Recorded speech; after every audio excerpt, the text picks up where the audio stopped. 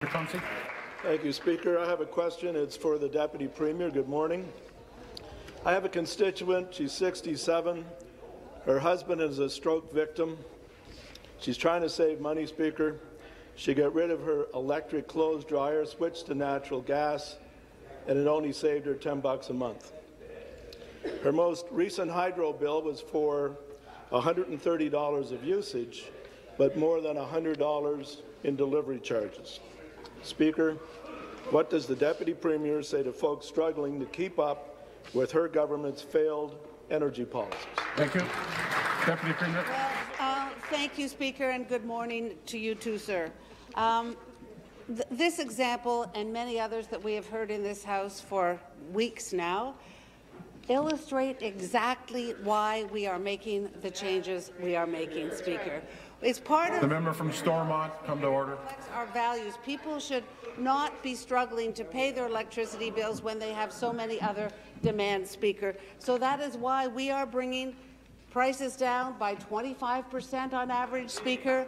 There is additional support for people who live in rural Ontario and remote communities. There is additional support available for people who are in low-income households, Speaker.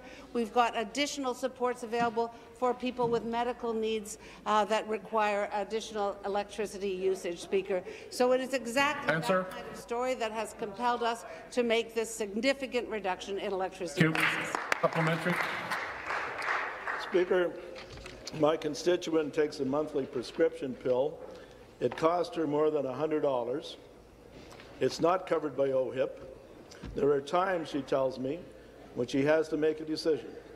Do I buy more medication or do I pay my hydro bill?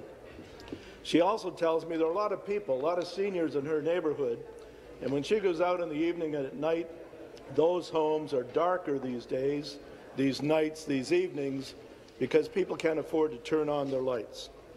She's not the only one struggling these days, Speaker.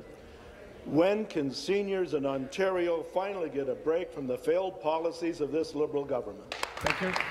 Deputy Premier. Speaker, the answer is they've already seen a reduction, Speaker, that came in the January bill. There will be additional savings if and when this legislation gets passed, Speaker. So what I would say to the member opposite, who I know actually cares about this issue and the people in this community, to support this bill. Their plan, Speaker, is a plan that would take $4 billion out of the services that people in this province rely on, like health care, Speaker. So the plan to spend $4 billion would not take one penny off one bill, Speaker. Our plan will do that, 25% on average, and more for people facing particularly high electricity. Answer.